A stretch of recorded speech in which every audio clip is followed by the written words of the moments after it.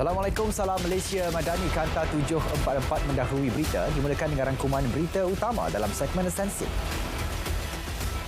Perdana Menteri dan isteri menghadiri Majlis Istiadat Bersanding Pengantin Raja Brunei Pangeran Muda Abdul Matin Bolkiah dan pasangan di Istana Nurul Iman Bandar Seri Begawan. Datuk Seri Anwar berbesar hati menerima jemputan itu dan berdoakan agar perkahwinan tersebut diberkati dan dirahmati Tuhan. Di majlis berkenaan, dia turut berkesempatan bertemu dengan pemimpin-pemimpin ASEAN yang lain. Cadangan gubal rang undang-undang bagi menjamin kerajaan kekal hingga akhir penggal. Ahli Majlis Kerja Tertinggi UMNO Datuk Seri Ahmad Maslan menjelaskan langkah itu penting bagi memastikan kestabilan negara. Ke arah itu, beliau mencadangkan agar Jabatan Perdana Menteri Undang-Undang dan Reformasi Institusi meneliti perkara tersebut. Dalam pada itu, bahagian hal ehwal undang-undang BHEUU akan melaksana kajian terperinci berkenaan Akta Parlimen Berpenggal Tetap. Ini termasuk kajian impak selain turut mendapatkan pandangan orang awam. Dapatan kajian akan diguna pakai bagi pertimbangan dasar oleh Kabinet. Sesi libat urus bersama pihak berkepentingan juga akan dijalankan dalam masa terdekat. 3 projek infrastruktur utama bernilai RM178.7 juta di Pontian Johor dilaksana untuk memudahkan perjalanan pengguna jalan raya di daerah itu. Timbalan Menteri Kerja Raya berkata peruntukan terbesar libat projek laluan Jalan Bukit Nyamuk Keluang ke Puteri Menangis bernilai RM90 juta. Projek lain melibatkan naik taraf Jalan Pekan Nas Tanjung Piai bernilai RM65.6 juta. Gangguan bekalan air berjadual membabitkan 590,000 pengguna di Pulau Pinang sejak Rabu lepas kini pulih sepenuhnya. Perbadanan Bekalan Air Pulau Pinang memberitahu ia berjaya diselesaikan mengikut jadual ditetapkan hari ini. 95% daripada pengguna terjejas adalah di seberang perai dan di bahagian pulau negeri berkenaan. Gangguan sebelum ini disebabkan kerja-kerja penggantian 2 unit injap yang bocor. Pengguna orang kurang upaya OKU bakal menikmati tambang perjalanan percuma semua perkhidmatan rel dan bas kendalian prasarana menerusi PAS langganan OKU Smile berkuat kuasa 1 Februari. Pengaktifan dan permohonan baru PAS tersebut bermula esok. PAS berkenaan ditawarkan untuk memegang kad konsesi OKU prasarana sedia ada dan pemohon baru. Seorang ketua Balai Polis di Johor yang didakwa pukul orang awam baru-baru ini telah dipindahkan ke jabatan lain. Ketua Polis Johor mengesahkan perkara itu. Jelasnya langkah tersebut diambil sementara menunggu hasil siasatan dalaman dilakukan pihaknya. Lelaki yang ditahan kerana disyaki melakukan khianat api di kediaman ahli Parlimen Beruas disahkan negatif dadah. Perkara itu dimaklumkan Ketua Polis Perak. Suspek kini ditahan dan bereman sehingga Selasa. Suspek juga tidak mempunyai rekod jenayah lampau dan bukan ahli mana-mana parti politik. Motif kejadian masih disiasat. Sebuah kenderaan terjatuh dari tingkat 3 kawasan parkir di Shah Alam. Kenderaan itu dipercayai hilang kawalan sebelum melanggar kenderaan lain dan tembok batu kawasan parkir berkenaan. Ketua Polis Daerah Shah Alam maklumkan seorang pemandu lelaki berusia 41 tahun cedera dalam kejadian itu. Punca kejadian masih disiasat. Baik di Pasir Mas Kelantan, cubaan 2 lelaki menyeruduk masuk 12,980 kilogram daging babi sejuk beku dari negara jiran gagal.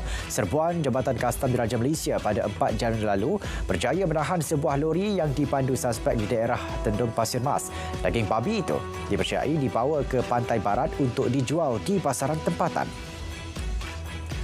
13 pendatang asing tanpa izin dicekup ketika sedang leka bermain bola sepak di Padang Tok Jembal Kuala Nerus.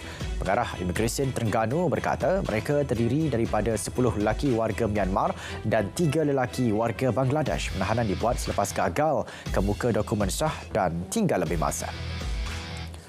Satu operasi menggempur pendatang asing tanpa izin akan dijalankan oleh Jabatan Keselamatan Dalam Negeri dan Ketenteraman Awam Bukit Aman. Ketua Polis Kuala Lumpur berkata operasi berkenaan sama seperti yang dijalankan di Jalan Silang Zember tahun lepas. Kawasan lorong Haji Taib juga telah dibersihkan dengan bantuan DBKL dan beberapa badan NGO. Baik, ini mengenai 712 majikan berdaftar program rekalibrasi tenaga kerja RTK di Terengganu yang tamat tempoh 31 Disember lalu. Jabatan Imigresen Negeri meminta majikan terlibat untuk membuat pendaftaran biometrik dengan segera. Menurut sengarahannya, kegagalan berbuat demikian menyebabkan tindakan undang-undang boleh diambil ke atas majikan. RTK di negeri berkenaan melibatkan lebih 6,000 pekerja asing. 15 buah kenderaan terpakai bernilai kira-kira RM100,000 diserah kepada Jabatan Pendidikan Negeri Terengganu untuk program pembelajaran dan pengajaran. Ia akan diagihkan kepada 7 buah sekolah di bawah program kejuruteraan automotif. Ketua Polis Terengganu berkata ia meliputi 11 motosikal dan selebihnya kereta terpakai yang dilucut hak Jabatan Siasatan Jenayah Narkotik Negeri.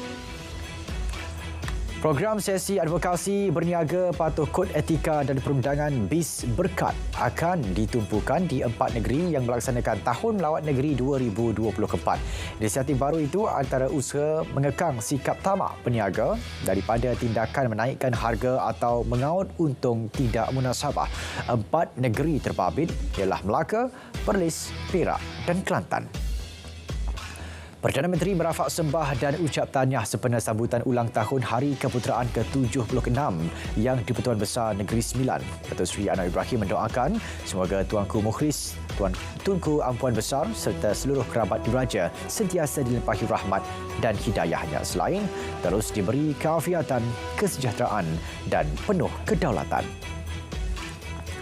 Sementara itu, sempena Hari Keputeraan ke-76 yang di-Pertuan Besar Negeri Sembilan, 473 penerima dikurniakan darjah kebesaran, bintang dan pingat-pingat Negeri Sembilan. Menteri Besar Negeri Sembilan mendahului senarai 111 penerima dalam istiadat tersebut pada hari pertama. Baginda bertitah kurniaan yang diberi perlu dipelihara kerana ia mencerminkan martabat dan kehormatan institusi diraja. Kerajaan Negeri Sembilan bertambah kukuh dengan perubahan landscape politik pasca PRU ke-15 lalu menerusi pembentukan kerajaan perpaduan. Menteri Besarnya berkata kerajaan negeri turut menerima kesan positif berikutan gejatan politik beberapa parti utama di negara ini. Kerajaan negeri juga melangkah ke hadapan dengan melancarkan Rancangan Pembangunan Negeri Sembilan 2021-2025 dan Pelan Ekonomi Digital Negeri Sembilan 2027.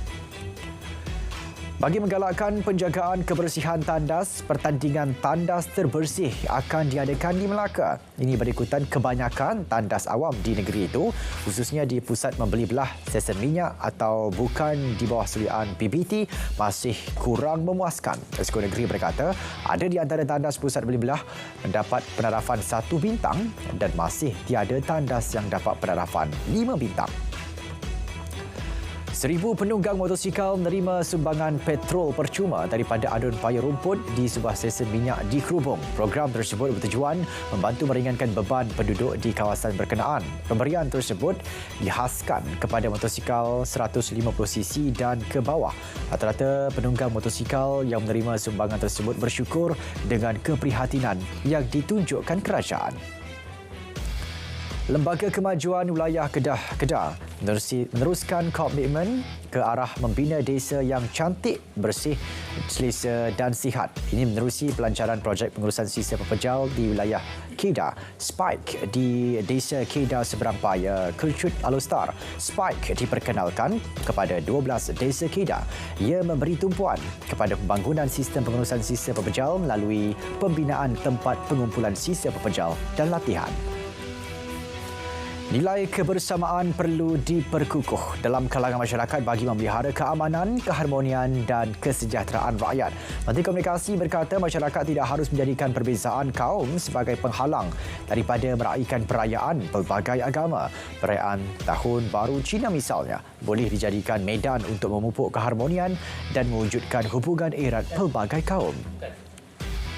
40 pelajar Fakulti Pengurusan Perniagaan UiTM Perlis melaksanakan program Jom Masuk Kampung di Kampung Baru Guarnangka. Program Khidmat Bakti memberi pendedahan untuk mempelajari budaya setempat dan menyumbang bakti dalam aktiviti kesukarelawan.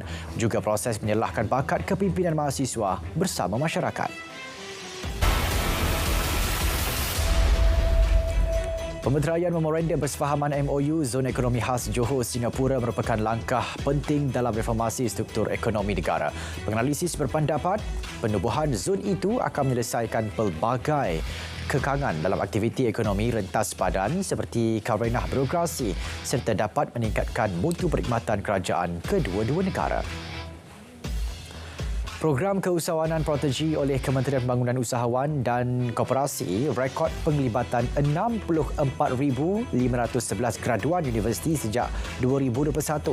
Jumlah itu melepasi sasaran 84% daripada sasaran keseluruhan sehingga 2025 iaitu 76,690 graduan dan mahasiswa. Peruntukan RM30 juta disediakan dalam RM ke-12 untuk pelaksanaan program berkenaan. Malaysia mempunyai teknologi serta kepakaran standing pemain industri kreatif antarabangsa dalam menghasilkan karya berkualiti dan bermutu tinggi. Ketua Pengarah Eksekutif Finas berkata pelbagai platform khusus disediakan membantu penggiat industri kreatif meningkatkan tahap profesionalisme serta menghasilkan karya kreatif yang memiliki nilai kebolehpasaran yang tinggi. Sasaran Yayasan Wilayah Persekutuan YWP akan terus diperluaskan tahun ini. Ini bagi membantu lebih 3,000 warganya melalui program taklimat penjanaan pendapatan mikrokredit dan keusahawanan. Sebanyak RM1 juta dana ditawarkan YWP melalui penyediaan modal perniagaan kepada peserta. Ia dibuka buat semua warga wilayah persekutuan Putrajaya dan Labuan, khususnya golongan B40. Cukai barang bernilai tinggi HVGT yang akan dilaksana tidak lama lagi perlu diteliti. Pengarah urusan Volvo Malaysia berkata, ia bagi memastikan cukai berkenaan tidak menjejaskan usaha bersepadu bagi menarik rakyat Malaysia beralih kepada kenderaan elektrik EV. Jika ia menjejaskan EV, maka insentif semasa untuk penggunaan EV juga mungkin akan turut terkesan.